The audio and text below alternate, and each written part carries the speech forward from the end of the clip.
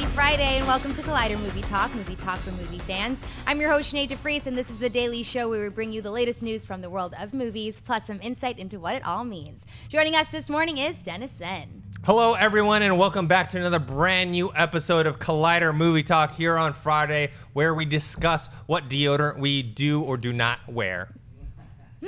Also here is Perri Nemiroff. I love how we're 2 minutes late today because we had to talk about BO. Yeah. It's important stuff. It is. Super important.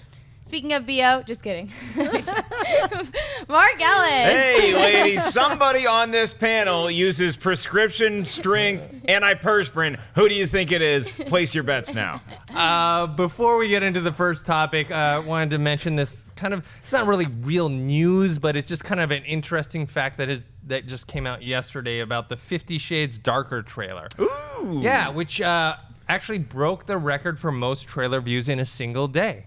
It had 114 million views in the first 24 hours, which beats the Force Awakens trailer, which was 112. So, Mark, as the resident Star Wars fan, what do you think about that? You know, Dennis, we're not taking this loss lightly. This is something we're going to have to go back and regroup and make a new Rogue One trailer, maybe release an Episode 8 trailer. We will get this record back. Do not worry, Star Wars fans. We are going to get it back from 50 Shades Darker. Ashley Moe was responsible for at least like 3 million of those views, though. But you and Ashley did a really cool and funny trailer reaction. We don't want to take all the credit for breaking the YouTube record, but we will share it with everybody else involved in the production. Look, I didn't hate the trailer. I really didn't. For what the trailer was, for the footage that they had to cut together, I thought it was the best possible example. It course corrected as much as they possibly could from 50 Shades of Grey. Perri, what are your thoughts on this? I'm not particularly surprised. Didn't the first trailer also break a similar record, some sort of trailer record? So, I mean, given that this trailer does exactly what this trailer should have done, of course it's going to break records. It is a little surprising, though, that it beats The Force Awakens when we had waited so long for a new Star Wars movie, and then this just comes out and does that. But I mean, what did it make? Like over 550 million worldwide. So the first one, at least. Yeah, and these YouTube records, it's a new sport. This whole breaking YouTube records. So there's going to be another trailer that comes out next month, and it's going to be like the Annabelle 2 trailer is going to break the 50 Shades Darker trailer. It's going to be a lot of records before Episode 9 has the title for a while. For me, it was a little bit surprising. I mean, when I had first heard about the first movie, that one breaking records, I think that one surprised me more because I knew it was a popular thing. I just didn't know it was that popular.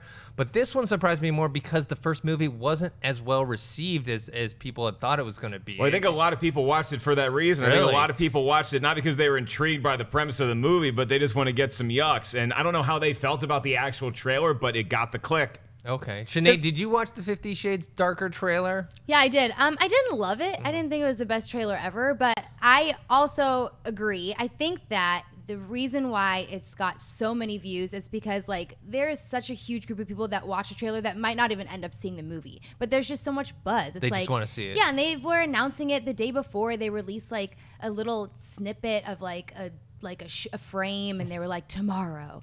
And it's just, there's just so much hype and buzz. I'm not surprised at all. I think we can all agree, though. I mean, look, between the sexual tension, between the masquerade balls, the evil, twisted dungeons in this movie, going to be a lot of BO, Dennis. The real stat, though, for the first trailer was that it was the most viewed trailer on YouTube in 2014. Oh, the original one. Yeah. Yeah, okay. That's impressive. Well played, 50 Shades. All right, let's move on to our first topic. The Hollywood Reporter brings word that Margot Robbie has signed a first-look deal with Warner Brothers Pictures to develop and produce projects for the studio, with the previously announced Harley Quinn spin-off film up first. Robbie will serve as a producer on the project through her LuckyChap Entertainment banner. The project will also feature a number of female DC characters with the likes of Batgirl and the Birds of Prey reportedly in the mix. No release date has been set. 3 years ago, no one knew who Margot Robbie was. I mean, Wolf of Wall Street came out 3 years ago, but it didn't come out until, November, I think? November, December-ish. So at this point, the general worldwide audience had no idea who she is. Now she is blown up, especially being Harley Quinn in Suicide Squad. She was in Legend of Tarzan. She's been in a few other movies. It's a smart idea for WB to get in business with her. And also, my question is, what kind of producer is she going to be? Because, the producer credit is something that like a lot of people have questions about whether what someone is actually doing on a movie, and sometimes it's a producer is very important to a film, and they're doing everything that helps make the movie get made, or they just happen to be someone that has the rights to something, or they are a star. A person like Tom Cruise, who's a actor producer, I know he actually oversees a lot of his movie. He is very invested in very minute details. So the question is she going to be like that, or is it just they're going to throw her name up there? Perri? I'm a little surprised she's getting a co-producer credit, not a full producer or an executive producer credit, especially because this first look deal she has with Warner Brothers, isn't that through her own production company too? So I don't know. You would think she would be more involved, but again, it's like what you said, especially with actors who are big name actors, you never really know why they earned that credit. So for all we know, she could just be up there because it's her company and she's not actually doing any of the producing work. But I don't know. I obviously can't say whether or not that's the case, but good for her. Good for her taking a stronger hold on her career. And not only is she a really fresh face, but she's also really young too. So good on her for starting her career like this and having some sort of control on the movie she makes. Yeah, I mean, it makes sense. From Warner Brothers' perspective, you strike when the iron is hot. And like you said, Margot Robbie, she's such a talent, but she also has a wide variety of things she can play on screen that we've already seen in her young career. You're right, Perri. She's not that old. And she also has shown that she's got a great sense of humor. She's got a lot of moxie. She's a good performer, and she's a very talented actress, as we saw when she was Harley Quinn. From the producer standpoint, the term producer is one of the most vague things you could possibly have. It's like calling somebody a golfer. Like, what does that mean? Excuse me. You're a golfer. I'm a golfer. Tiger Woods is a golfer. Adam Scott is a golfer. But they all like we don't know. That doesn't imply how much you actually work at your craft. Producers the same way. You can put somebody produce that we have no idea what the day-to-day is. I have a feeling though that Margot Robbie is going to be very involved in anything she's producing. That's just a sense I get. Yeah, I mean, she really did. What other actress or actor has kind of come out there and blown? Because she was 26 when she did Wolf of Wall Street. Like, what other actors can you think of that have like blown up recently? I think like, Alicia Vikander is one, but even she's not at that level that Margot Robbie is. She's been doing a lot more smaller films, and she's gotten a lot of critical acclaim from her acting performances, but she's not the name that a Margot Robbie is. Well, Jennifer Lawrence, you could say, after Winter's Bone and then into Hunger Games, but there's an example of a young rising star who is not going the route that Margot Robbie is right now, because she is essentially, Jennifer Lawrence at least, is essentially just starring in more and more movies. And as far as I know, she doesn't have any interest, or she isn't making any moves to get behind the lens in any respect. Mm-hmm. I remember for a while they were trying to do it with Sam Worthington. He was like in every like big budget blockbuster movie for like 2 or 3 years. Yeah, Sam Worthington was never becoming a thing. I know, ever. but they were trying to though. He was in like 3 of the biggest movies of like a given 2 years. He's going to be in a few more when that Avatar train comes rolling in again. Look out, Worthington fans! Your day is about to happen. All right, let's move on to the next topic. According to THR, Michael Giacchino, the composer behind Star Trek and Pixar's The Incredibles and Inside Out, will replace Alexander Desplat to score Rogue One. The outlet reports that the extensive reshoots altered the scoring calendar and Desplat was no longer available. On the heels of this news, Disney also released 2 new international posters for the movie, with one from Japan and the other from South Korea. Rogue One is set for a release this December 16th. Perri, what do you think about Michael Giacchino scoring Rogue One in place of Desplat? I am happy with the choice because obviously he is a very talented guy. I just can't quite understand anyone ever passing on the opportunity to score a Star Wars movie when you have that opportunity in the palm of your hand already. It just seems a little funky, the whole scheduling shift. I understand that the reshoots might have been extensive and, maybe it shifted the schedule in a way that was inconvenient, but IMDb is not always the most accurate thing when it comes to upcoming projects, but in looking at his list of projects in development, I don't see all that much there that would say, oh, this guy has no free time in his schedule to score a Star Wars movie. That seems a little crazy to me. I think that scheduling thing might be a little bogus, but I will somewhat backtrack and say, let's say he had done some work on the movie and then they did this big overhaul where there was a pretty significant tonal shift, and maybe he couldn't take a step back and rethink his idea and come up with a new score. So maybe that's the reason that it's being swapped. Mark? I'd love to buy something like that. It just smells fishy to me. There's something weird going on here. It's like we went from reshoots to now rescores. And while I think that Michael Giacchino is going to come in and do a fantastic job, we saw what that guy was able to do, taking notes of a score we loved from Jurassic Park and putting that into Jurassic World and giving us some new flavor as well. He's the right guy for this job if the job is available. And you're right, Perri. I just can't imagine, like, how do you not, what irrefundable tickets did you buy that you just can't like part with? Like, who cannot clear their schedule to do a Star Wars movie unless there was some sort of rift between the studio and him for whatever reason? It's hard for me to imagine that whatever they spent 6 weeks reshooting, that came back and it was like, oh yeah, I'm not going to score this movie anymore, or you guys took too much time, I can't score it. So it's something fishy. Doesn't make me nervous because I know that we're in good hands with Michael. I just, it feels weird to me, Dennis. Yeah, but I mean, he's it's not like he's like a composer that doesn't have any kind of resume to him. He also has won an Oscar, just like Michael Giacchino. He won it for, I think, Grand Budapest One Hotel. was nominated for many, many more Oscars than the other, though. Sure.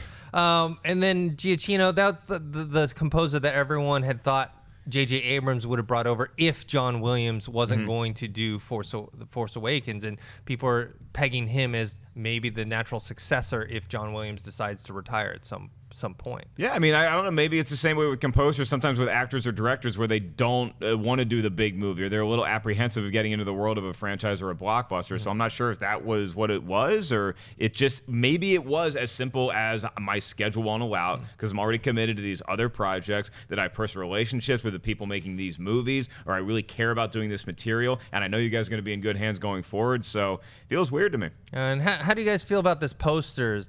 I mean, the one in the black kind of looks like it's almost like an X-Men shot there. And then the other one, she's just standing on the beach with the Death Star in the background. I mean, they're okay. I'm not great at Photoshop, but I'm pretty sure I could have cranked out something similar to the one where they look like they're in the Death Star. I don't like that one at all. That one feels really cheap and thrown together to me. The other one I think is pretty neat. It's Jyn Erso with the looming visage of the Death Star in the background. That's a neat looking poster, but the other one, it's like they look like they're like lost looking for Ninja Turtles. It just, I don't. In the sewers? Yeah, it looks like the little like white lines around him. It just looks really, really fake and just poorly done to me. And then Rez Ahmed looks like he's in some sort of Nightcrawler position or Beast position. I'm not a fan. Perri, are you digging that one?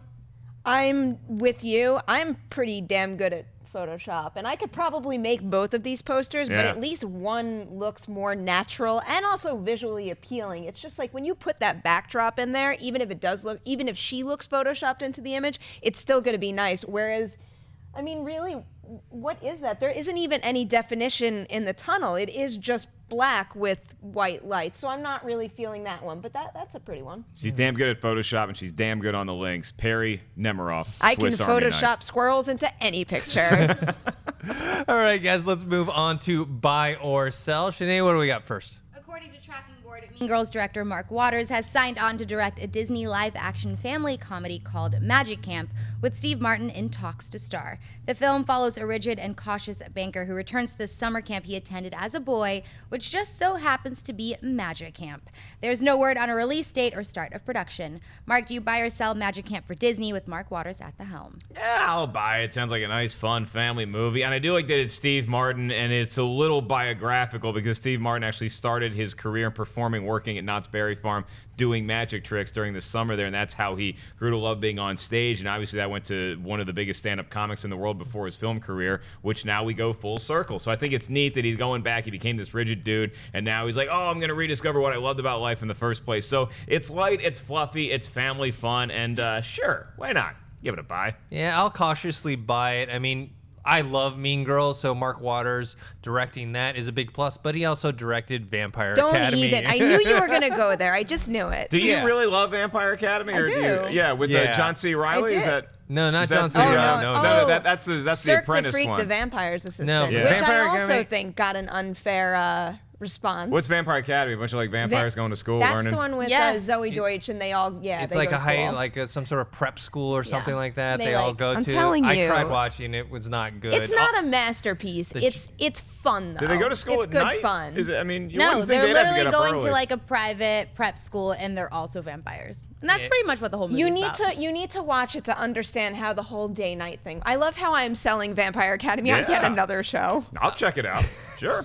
So for that reason, I'll cautiously buy it. Obviously, Steve Martin, if they get him, which is weird because it's like it was his idea. He originally was going to direct, but they're still in negotiations to talk to him. Couldn't he be like, "Hey, that was my idea there. Why can't I be in it?" But he's one of the greatest comedic actors ever. So him being a part of this that's what makes me want to buy it. Perri? Yeah, I'm gonna buy it as well, and I mean, I hope Steve Martin is still involved to the extent he was. I think it was like 2-3 years ago, because when I was prepping for the show and I looked on Collider.com to see the last article we had on Magic Camp, I think it was something from 2014 that I had randomly written. So I'm like, oh, that's a thing still. Yeah. But I like Mark Waters. Even beyond Vampire Academy, I like Mean Girls and I like Freaky Friday too. So I'm all for that. The one thing I'm really hoping that they do in this movie that a movie like, let's say Now You See Me, did not take advantage of is the really cool, like sleight of hand tricks that you can capture on camera where you can incorporate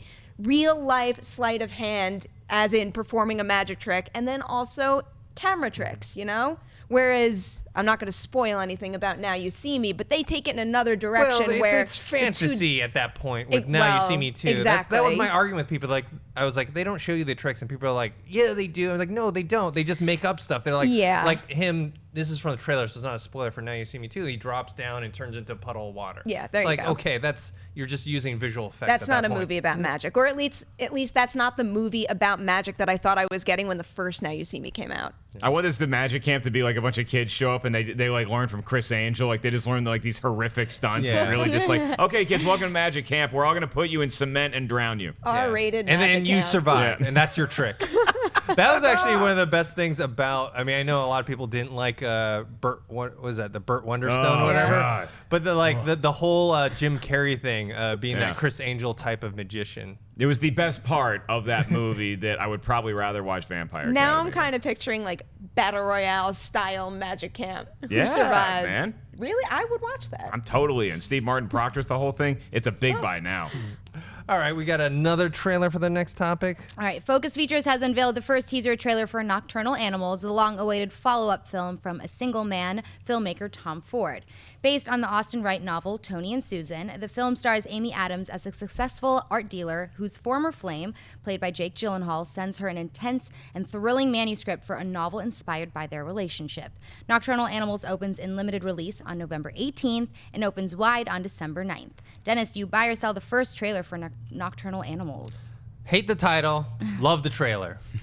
Big buy from me. I didn't see Tom Ford's a single man in it, but he did get Colin Firth an Oscar nomination for that role. So I'm pretty confident he can get this great cast of actors to perform. And reading the synopsis before I watched the trailer, I was kind of bored. I was like, oh, this doesn't sound interesting at all.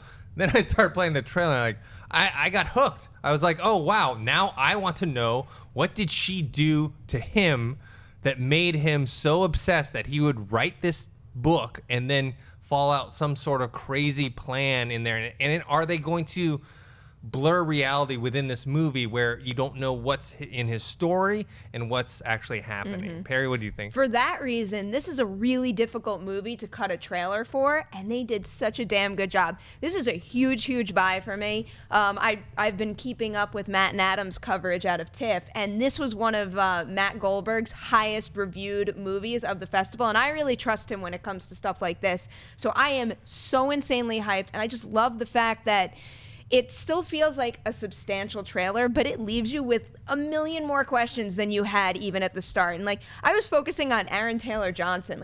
What is he doing in this?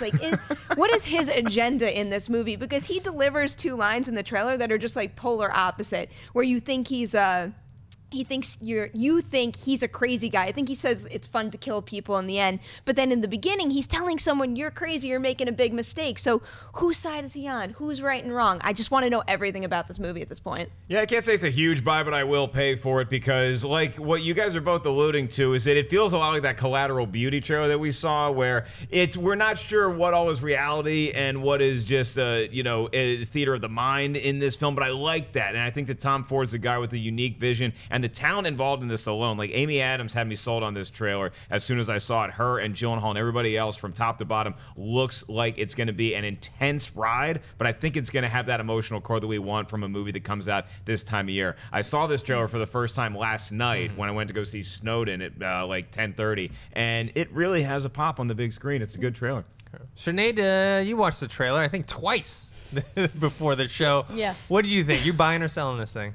I buy it. I think it looks really good. I think that my favorite part about the trailer was the fact that I didn't know what she was remembering from their relationship and what was real life, because it kind of seemed like it was switching to a different time. Like they all seemed to look a little bit different, like the color was a little bit different. So if the whole movie leads up to some crazy thing that she did to him and she's reliving it all while she's reading this story, then that's a huge buy for me. I don't know how I feel about it being the opposite. Like if they don't go back and retell this story that she's just received, then I wouldn't like it as much. But I want them to dive so deep into this book because she seems to be like horrified by it. Yeah, I'm still I want to know what she did. What did she do to make him so angry? All right. Let's move on to the next topic. All right.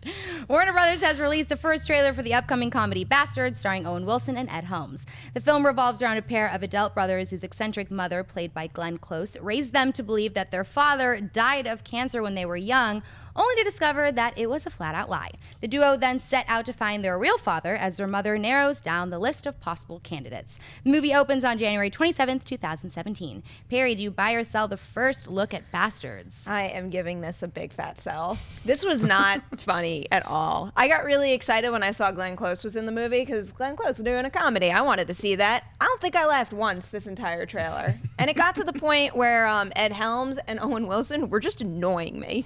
And every single thing that they were doing, it's like I felt like all the little bits in the trailer were things that I had seen before. I have absolutely no interest in seeing this movie. Mark, are you buying or selling? I'm not made of money, Dennis. I can't come on here and just buy every story that's here, so I'm going to have to sell some of these. I'm going to have to tighten the old wallet, and unfortunately, Bastards, you're on the chopping block because I laugh sometimes watching this trailer. I'll be honest, I giggled a few times, but I saw nothing in this to make me think it's going to be anything more than that movie that had Robin Williams and Billy Crystal in it Father's Day, where it's just kind of the spin on. They were trying to wonder who's the father of this kid, and now here it's like, who's our dad? And it's a funny premise, but the trailer and the humor I saw in the trailer didn't live up to what that premise was. As much as I respect the hell out of Terry Bradshaw, hell of a quarterback, some comedic moments and failure to launch. I'm sorry, Steelers fans, I can't buy this trailer yet.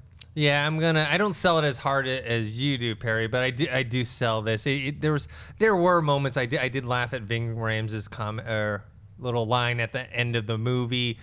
This whole premise kind of reminds me, you guys, I don't know how many people watched that show, How I Met Your Mother, but Neil Patrick Harris's character, him and his brother, who's played by Wayne Brady, kind of have a similar situation where their mom doesn't tell them for the longest time she makes up stories about who their father is, and so that's what reminded me of this. But otherwise, it's not that interesting. It's a couple chuckles where it's like, done. There's no rollicking laughters yet. I want that from a Bastards maybe if it's trailer. like on Netflix for free, and sure. I'll watch it. You can come over to my place. You know what? You can come in for free. Okay. When I get screening room, you can watch Bastards for free. Okay. That's the only movie. That's how poorly you think this movie. Every other movie, you're still paying $20, but Bastards, you get a discount, my friend. I'm gonna stay home. All right. What's next? STX Entertainment has released the first trailer for their upcoming horror film, The Bye-Bye Man. From the producers of Oculus and The Strangers, the film centers on a group of college friends who discover the horrific Bye-Bye Man, an ancient evil that grows ever more powerful the more that you think or speak about him. And once he's powerful enough, he'll possess you entirely and make you do terrible things. It opens on January 13th, 2017. Dennis, do you buy or sell the first trailer for The Bye-Bye Man? Hate the title, and this time I will sell the trailer. I didn't really care for it. Just it had the typical horror style editing with the horror trailer sound effects for it. You know, they had that one gross out moment with the maggot, and then that whole what is it? Don't say it, don't think it, just repeated throughout this movie. You know, everyone knows I'm not the biggest horror fan, so I'm only gonna try and watch the horror films that are like something like Don't Breathe or The Conjuring, or these really hyped up ones, and this is not gonna fall in that category. Mark? You know, I'm not made of money, Dennis. But I'm going to have to mow some lawns or something this weekend because I am buying the trailer for the Bye Bye Man. We need one of these guys back in horror movies. You know, we need like a Freddy Krueger or Jason. We need this looming scary presence in the background. Enough with the possession. Enough with all the lights are turning on and off. Let's get a bad guy, and we know he's bad. We don't know how we summon him in, but God, it's too late. Now we got to run. The Bye Bye Man is coming for you. I don't think this movie is necessarily going to be great. January 13th is not a great date to sell me on. My favorite part of the trailer is when the dude is in the car and he's looking at, I assume, his girlfriend, and the maggot, and she's got a maggot in her eye, and he's giving her this look like, you are so attractive right now. But so you got hot. A maggot in your eye, and it's like if you're about to kiss somebody, but they got like a little boogie hanging. It's like, do I call him out and ruin the moment, or do I just keep going? Personally, for me, if the worst thing about you is that you got a maggot falling out of your eye, I am totally fine with that. Let's go to Jared and put a ring on it, because if everything else about you is fine, I am cool with one maggot falling out of your eye every so often. That's just me. Right. As one of the co-hosts of Collider Nightmares, our horror show here, Perri, what do you think about this? Yeah, for the record, maggots are a deal breaker for me. I don't know what's wrong with you. One maggot. Oh my God.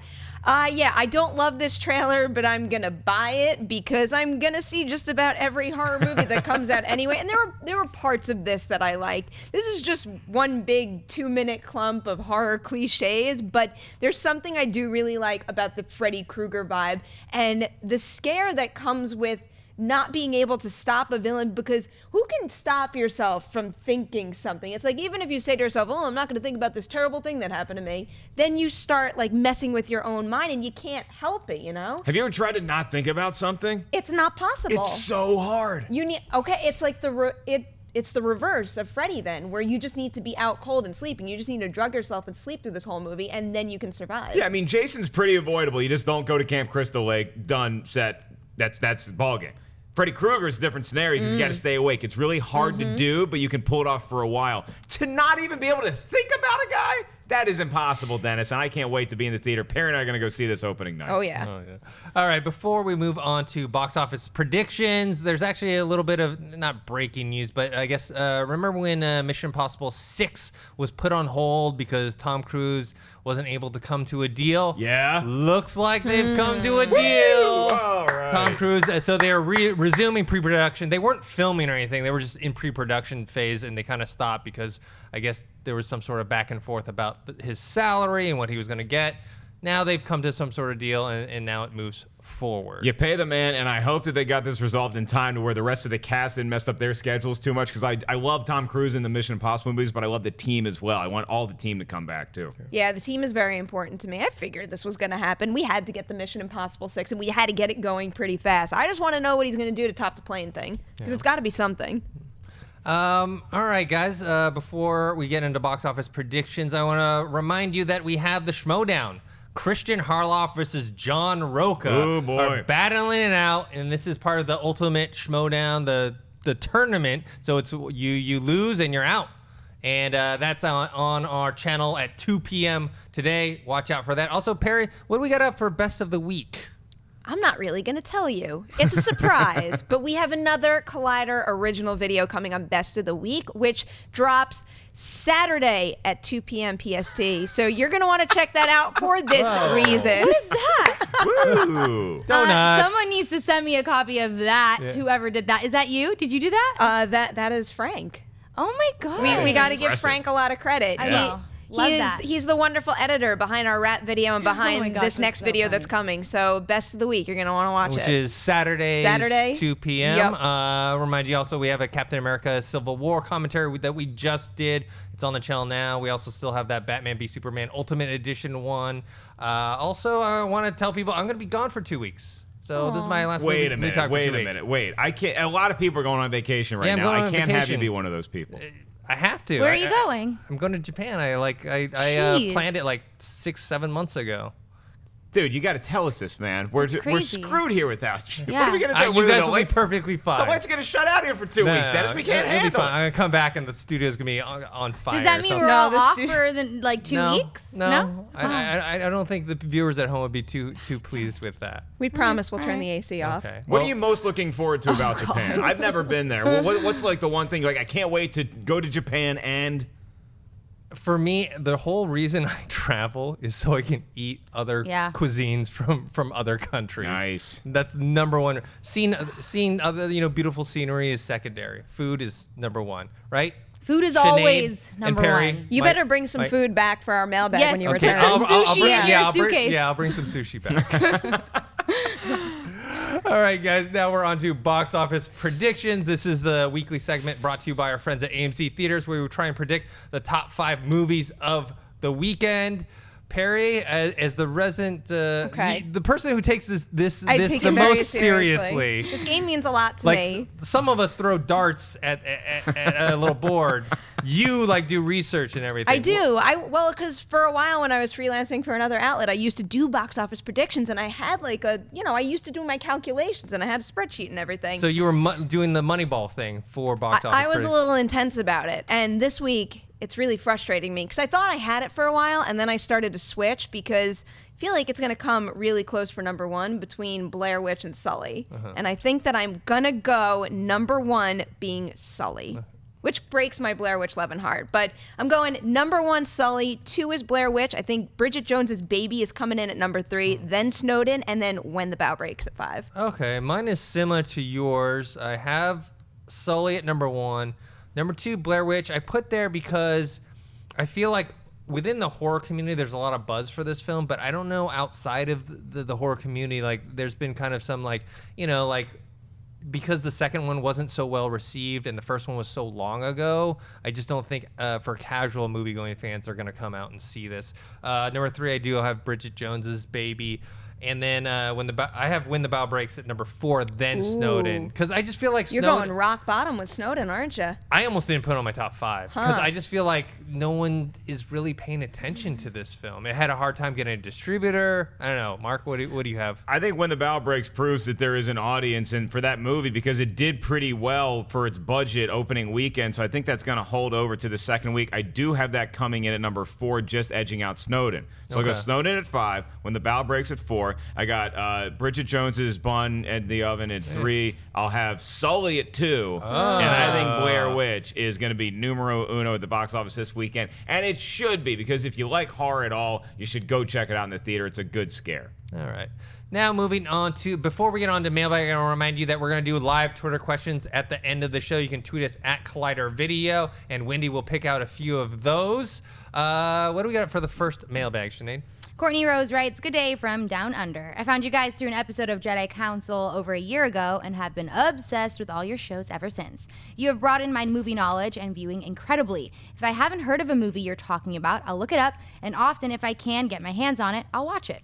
I've also watched movies that I've previously not been interested in because of positive comments that you've made. For example, I always remember John at some point that he said he enjoyed Cinderella. It stuck in my head, and after having had no interest in skipping over it many times, when it popped up on Netflix again the other night, I decided to watch it purely based on John's comments, and I absolutely adored it. What movies have you not been interested in at all and purposely avoided to then watch due to others' enjoyment and ended up loving? Thanks and love your work."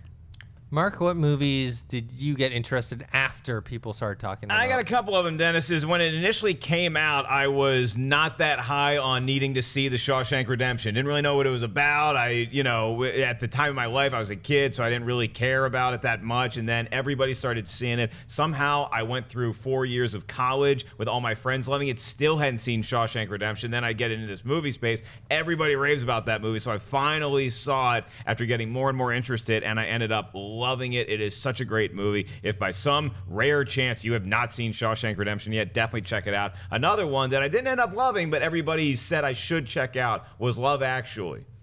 Love Actually, everybody said, oh no, it's a movie we watch every Christmas. It's decent.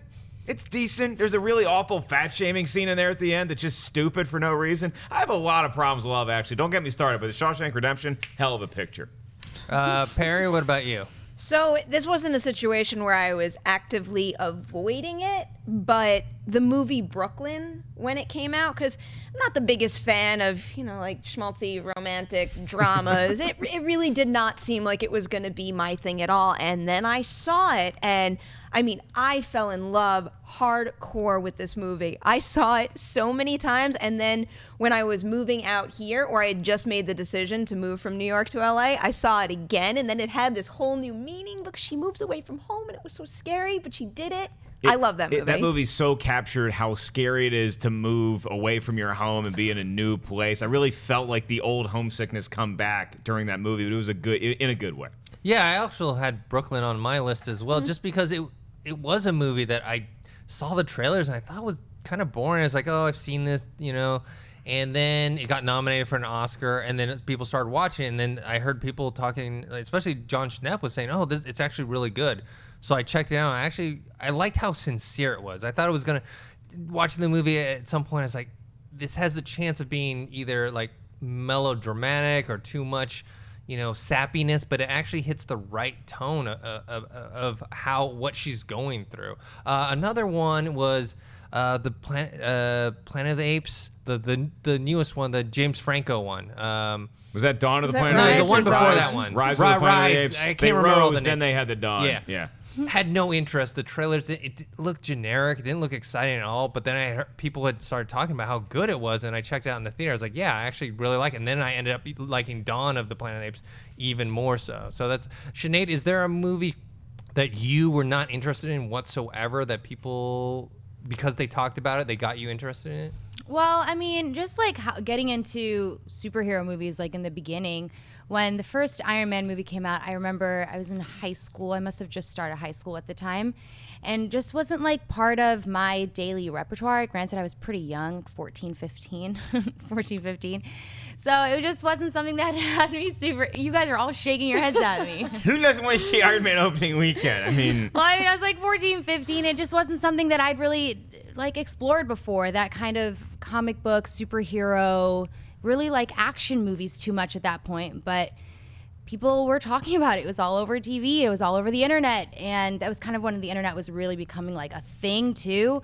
And I had to see it and been hooked ever since. Low-key, I still haven't seen Brooklyn, though, to be honest. You should see Brooklyn because it's going to be emotional for you. And then we should all have a team viewing of Vampire Academy. I I think we're all love going the to sound of that. I think we're all gonna Commentate, I movie paid my commentate. dues. Dennis. I watched it once. I don't ever need Don't to watch listen it to again. Sinead. She doesn't know what she's We talking need to about. do Mean Girls first, though. Yeah. Mean Or Girls no, first. maybe we should watch Vampire Academy first and then redeem it Yes. with Mean Girls. Oh, please. You know what movie is still like this for me too is The Room.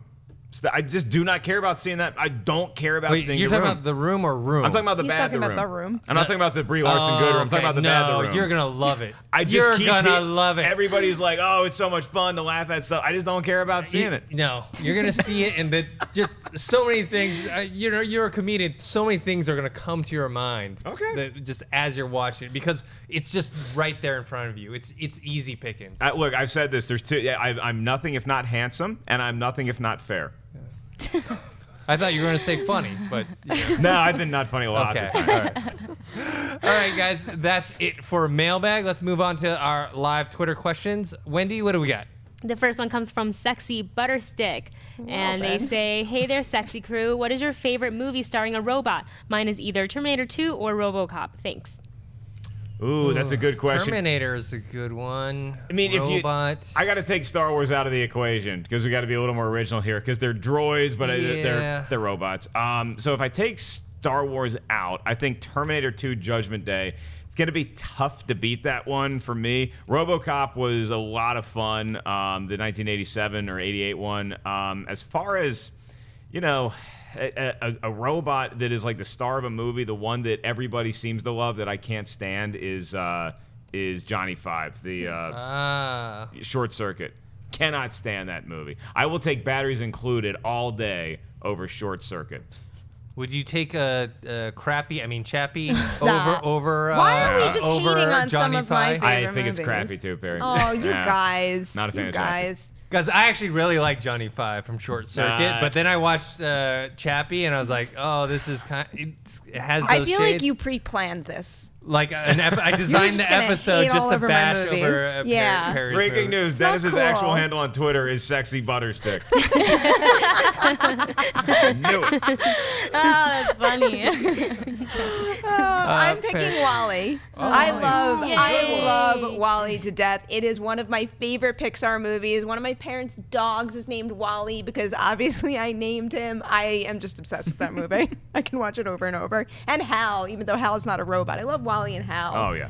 Yeah, for me, Short Circuit or Johnny Five from Short Circuit and Terminator 2, the Arnold Schwarzenegger, kind of the good guy version of the T-800. What was the robot movie where they fight each other with Hugh Jackman in it? That was a good one Oh, too. Real Steel. Yeah, Real I like Steel. Real Steel. My movie trivia brain's not working today, but Real Steel, that was a surprisingly good movie, I thought. Iron Giant was a good robot as well. That's on my gotta watch list, right under Okay. Vampire Academy. All right, what's next? Jonathan Peck says, with Michael Giacchino doing the Rogue One score, I've been wondering, what is his best score? Ooh, that's a good question. Jonathan Peck, big Redskins fan. I'm going to go ahead and say Jurassic World until I look up his IMDb because I'm not great with composers and what they've done before. I know he also did the Star Trek movies, which I enjoyed the score, but it's not as memorable for me. You got a lead going in because you're borrowing a lot of what John Williams did for Jurassic World, but that score really did something, man. I was very impressed with what he was able to pull off. For me, it's actually his television work. He did stuff on Lost and the show Fringe. So those. I like Jurassic World. I like his work on Jurassic World. I think he could have used some of the original themes even more than he did, though. I wish he had done that. But I think I'm going to go Inside Out. There's certain parts of that score that I could still hum and I know very well. And I edited a video recently with some of that score. So it's just like I get really excited when I can hit certain beats of that score. And I think it's really effective. All right, what's next? Alexander Burton says, what great actor or actresses are choosing really bad movies? I say Toby Kebbell and Britt Robertson. Well, I mean, I think right now, like older guys like Bruce Willis and Nicolas Cage, they're actually really good actors that they're just phoning in at this point. They're just like, all right, what? Didn't like Bruce Willis just come out with like some sort of like VOD movie recently? I mean, he's done a lot of those. But I mean, he's John McClane from Die Hard. Why is he? John McClane from Die Hard's got to pay the bills too, Dennis. I mean, I'm think sure he has no trouble paying the bills. I don't know, but that was the deal with Nicolas Cage is that like he invested his money. I think Nicolas Cage bought like a Siberian tiger for like $8 million. So he's got some expenditures he doesn't necessarily need to spend his money on, but he's starting to climb back. So I think more than Bruce Willis, Nicolas Cage, because he pops into Snowden for a little bit, and it's nice to see Nicolas Cage when he's like on his game. Yeah, when he's not mailing I in. thought he was good in Snowden. He's a world-class actor still. He's got the chops. He's just got to get out of Crazy Town a little bit. Perry?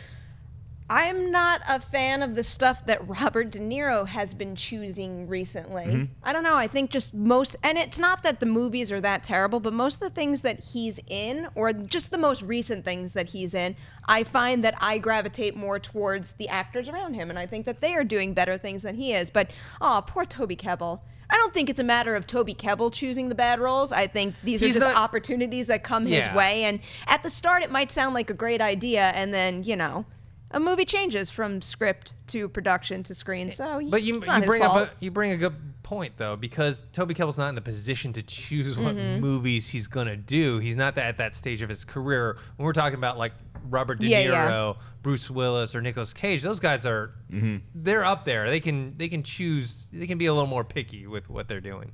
All right, let's do 2 more. Okay. FF Justice says, what is a movie you love but is obscure or underrated? Mine is Double Take with Orlando Jones and Eddie Griffin. Man. A movie that we love that is underrated. I mean, look, some people just have these guilty pleasure movies, and I think everybody has that library inside their head. For me, it's going to be your early to mid-'90s action movies, one of which stars Nicolas Cage, Con Air. It's not a great movie, but it's fun. It's a lot of fun. A lot of Van Damme films, some Steven Seagal movies. I think Under Siege is like a legitimately well-made action film, but a lot of people will still make fun of me for it. I'm going to say the original Point Break, I think, is the greatest action movie of the 90s, and I think that people use it as a punchline more now than they do a legitimately great film, but it really is. Go back and watch Point Break, man. It's awesome. Catherine Bigelow. Perri? I think I'm gonna go horror, surprise, surprise, and say I think the remake of House of Wax is very, very underrated. That movie gets so much crap, probably because Paris Hilton's in it, but that's a really tense, effective horror remake that I love, and just underseen only because I had just tweeted this at someone, and I love this movie to death. If you've never seen Cheap Thrills, you have to see that movie with Pat Healy and Ethan Embry. Oh my God, I don't want to spoil anything in it. It's like a betting game, and David Koechner's in it too, and Sarah Paxton. It is so good. Go check that out on VOD. If we're going underseen, I'll also throw this movie with Chris Evans, Captain America, called Puncture. It's really good. He plays a lawyer in it. I was spellbound by his performance. I found that movie captivating. The movie The Losers I had a lot of fun with Jeffrey Dean Morgan, Zoe Saldana, Chris Evans, Idris Elba. I thought it was a lot of fun. I think it only got like 49% on Rotten Tomatoes, and it also didn't do that well at the box office. But I thought it was a fun, they tongue-in-cheek type of action movie, and it was based on that Vertigo DC Comics thing. That's a good call. That was a fun movie. Yeah. All right, one more. Phil Fang Foom says, how much do you think social media jokes and memes impact a film? I think for comedies more so, because they tend to like throw in some jokes in there that are based on some sort of memes or internet stuff, but I don't think like full-on movie dramas are going to be too impacted by them. And at the same time too, then it starts to get dated, like let's say you throw in a joke about something that's funny right now, the movie's not going to age very well. That's my big issue with spoof movies now. Is spoof movies are just it's like Us Weekly made a movie, and it's like, oh, let's just make fun of these things that are popular at this moment, and it doesn't age well at all. I think conversely, if you're talking about how social media or memes have had an impact on a film's box office, I would love if some way in the future we could track a stat like what Sad Affleck did for Batman v Superman. Does something like that help the box office receipts, or does it make people not want to go see the movie as much? I think it's a real thing. I think it does impact people's opinion of going to see a movie.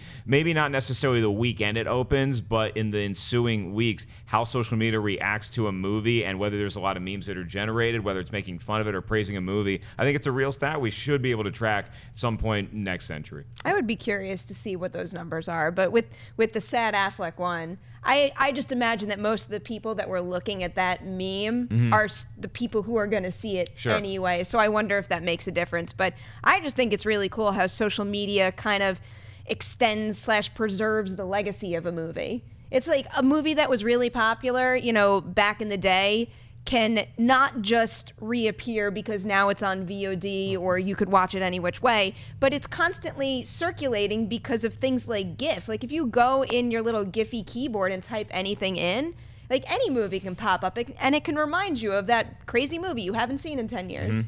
Yeah. Sinead, what do you think about the impact of social media on films?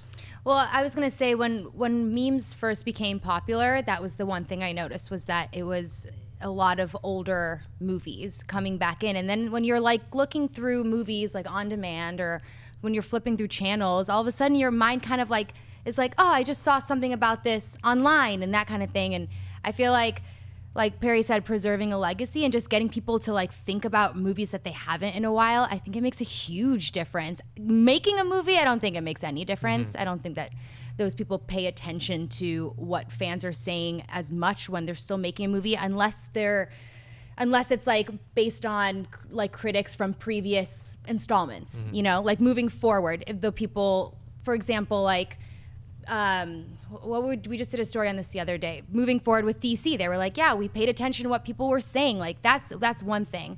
But I think the biggest impact comes after the movies come out, especially now with GIFs and memes, especially. Wendy, what do you think about social media influence on movies?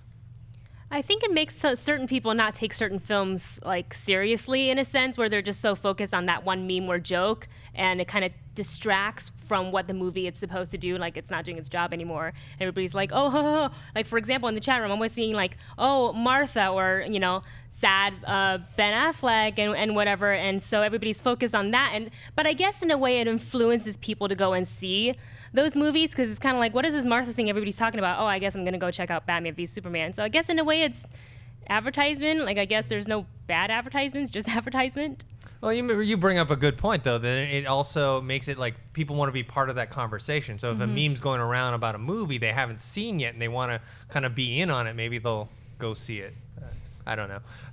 Let us know in the comment section below what you think, if social media, how much influence it has on movies and movie making. All right, guys, that's it for today's episode. I want to thank the people joining us at the panel today. Perri, where can people find you? You guys can catch me on Twitter and Instagram at Nemiroff. Collider Nightmares every Tuesday. Best of the Week every Saturday. Don't forget, special video coming to Best of the Week this Saturday. That is tomorrow, and I swear it's got nothing to do with Chappie or Vampire Academy.